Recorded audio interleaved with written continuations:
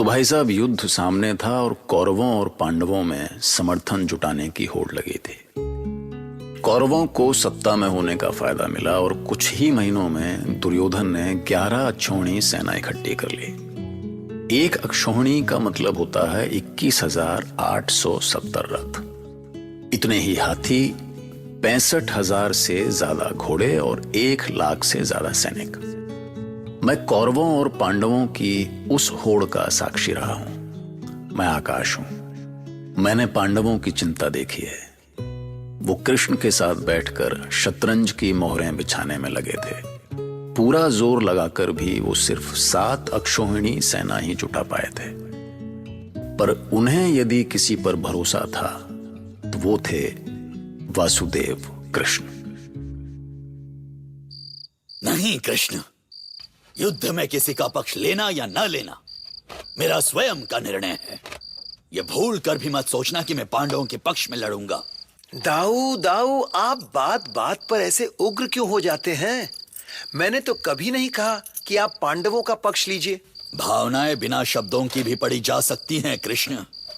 मुझसे ये छिपा नहीं है कि तुम कैसे पांडवों के साथ बैठकर दिन रात कौरवों को पराजित करने की रणनीति बनाने में लगे हो। ये आप क्या कह रहे हैं दाऊ?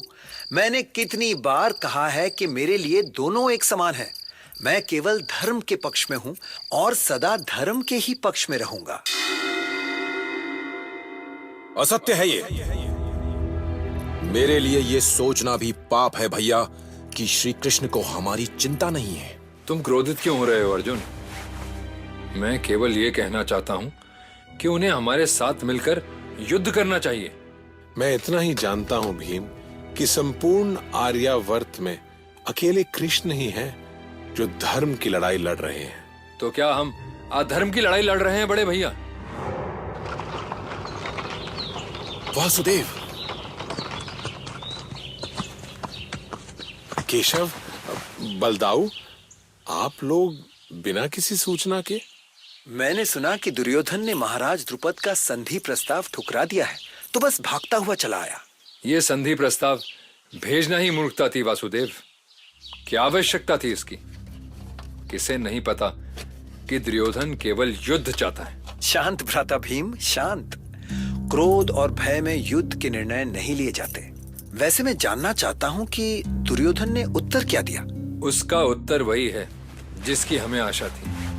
उसने स्पष्ट कह दिया कि बिना युद्ध के इंद्रप्रस्थ तो दूर, वो हमें सुई की नोक भर भी भूमि नहीं देगा। जैसे आप क्रोध में हैं, वैसे दुर्योधन भी क्रोध में है भ्राता भीम। इसलिए उसके इस उत्तर से हमें निराश नहीं होना चाहिए। मैं भी तो यही कह रहा हूं वासुदेव। बस कीजिए भैया, बस। संधि और शांति की बातें सुन सुनकर मेरे कान थक गए हैं।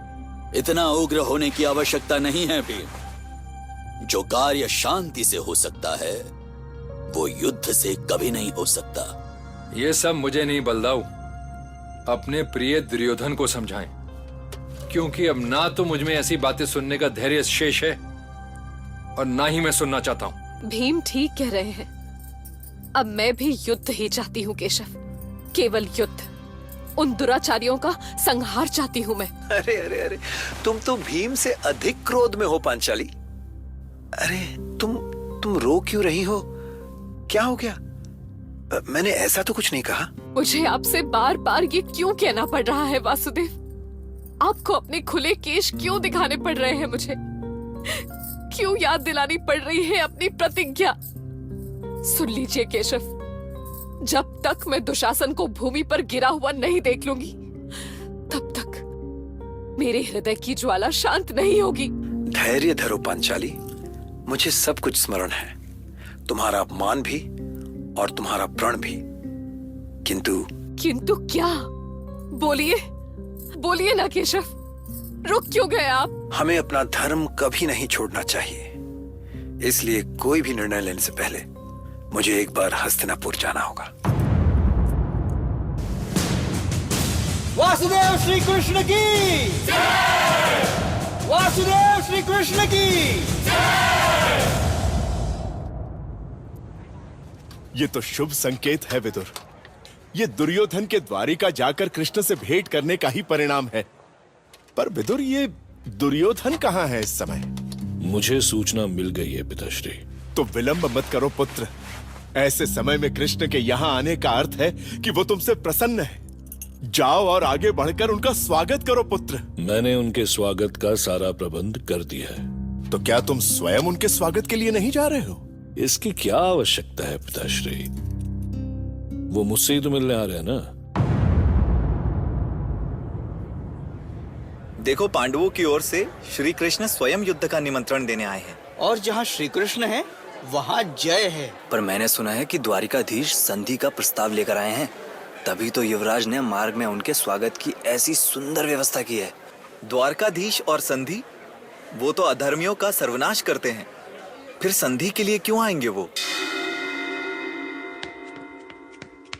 युवराज, हमारी सारी योजना धरी की धरी रह गई। क्यों? ऐसा क्या हो गया? द्वारकाधीश ने हमारी सुविधाओं का उपयोग ही नहीं किया। मार्ग में कहीं विश्राम तक नहीं किया उन्होंने। मार्ग में जलपान तक के लिए नहीं रुके वो। क्या मेरा ऐसा अपमान?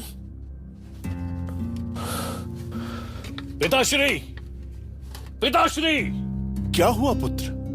तुम इतने व्यग्र क्यों हो गए? कृष्ण को बंदी बनाना होगा पिताश्री। बलपूर्वक बंदी बनाना होगा उन्हें। दुर्योधन, ये क्या कह रहे हो तुम? कुछ आभास भी है तुम्हें कि? मुझे आभास है पिताश्री, आभास है मुझे कि मैं क्या कह रहा हूं। ये कृष्ण स्वतंत्र रहा तो पांडवों का ही पक्ष लेगा। नहीं दुर्योधन, नहीं। ये सोचना भी पाप है पुत्र। कृष्ण हमारे शुभ चिंतक हैं और इस समय वे दूत के रूप में आ रहे हैं। आखिर उन्होंने ऐसी कौन सी भूल कर दी कि तुम उन्हें बंदी बना लेना चाहते हो? वो हमारे शुभ चिंतक नहीं है पिताश्री, वो हमारे शुभ चिंतक नहीं है। शत्रु है वो हमारा अपमान करने आ रहा है वो यहां।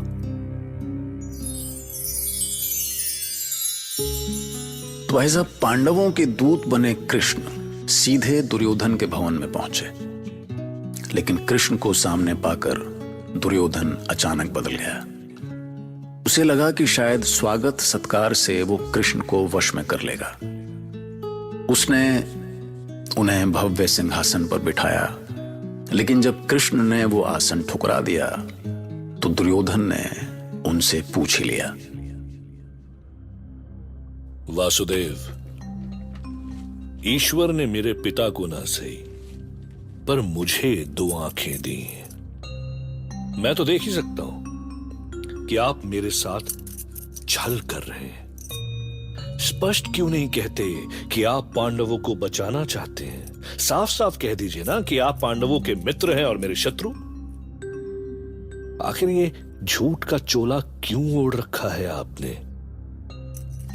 मेरा सत्कार स्वीकार न करने के पीछे और क्या उद्देश्य है आपका? इस समय मैं पांडवों का दूत हूं कौरव कुमार, और एक दूत अपना उद्देश्य पूरा होने तक कोई स्वागत, सम्मान या पुरस्कार स्वीकार नहीं करता। एक बार मेरा कार्य सफल हो जाए तो जी भर के सत्कार करना। पर अभी तो बस आज्ञा चाहूंगा। बुआ कुंती से भी मिलना है मुझे।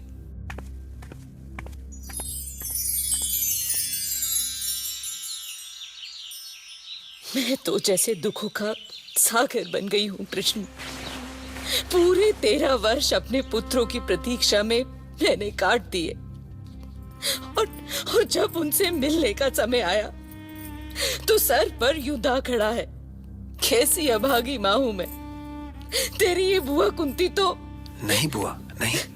मैं तुम्हारे आंसू नहीं देख सकता, और तुम जानती हो कि तुम्हारे ये आंसू तुम्हारे पुत्रों को अशक्त करेंगे। तो क्या करूं मैं कृष्ण, क्या करूं? तुम बस मेरी ओर से उन्हें इतना कह देना कि अब वो इस अधर्म को और ना सहे। पर बुआ, मैं तो शांति। तुम जिस शांति का प्रस्ताव लेकर आए हो ना केशव, उस शांति ने मेरे पुत्रों को आज तक केवल अपमान ही दिया है। चिंता ना करो बुआ, अधर्म के अंत के लिए जो भी करना होगा मैं वही करूंगा। पर यह शांति का प्रस्ताव आवश्यक है। जिससे प्रजा को ये लगे कि पांडव युद्ध नहीं चाहते हैं। और आपसे एक और बात कहूं बुआ? कहो कहो कृष्ण। तुम कर्ण को उसका सच बता दो। आखिर कब तक इस पीड़ा को छुपाए रखोगी बुआ?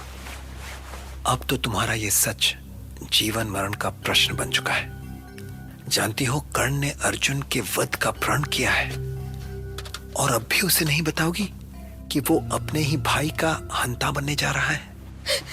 कैसे कैसे बताऊं कृष्ण, कैसे बताऊं? जैसे भी हो बुआ, बताना तो होगा।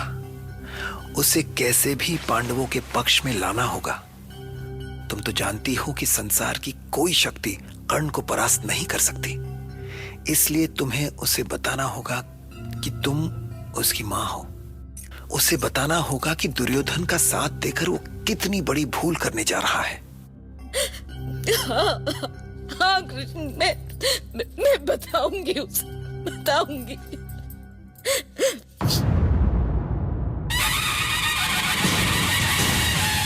सावधान, सावधान!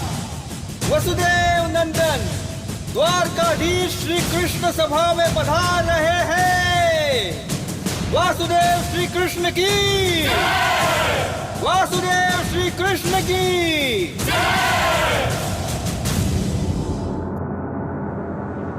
शांत शांत शांत।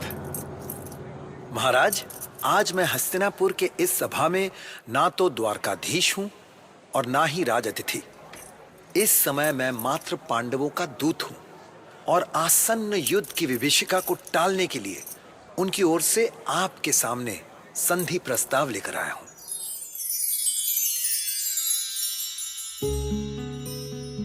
अब कृष्ण पांडवों का संदेश लेकर आ तो गए, लेकिन उन्हें यह भी पता था कि दुर्योधन मानने वाला नहीं है।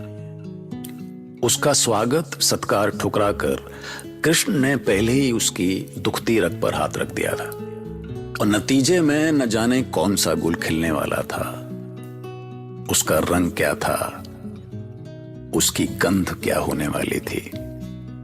सुनते रहिए महाभारत।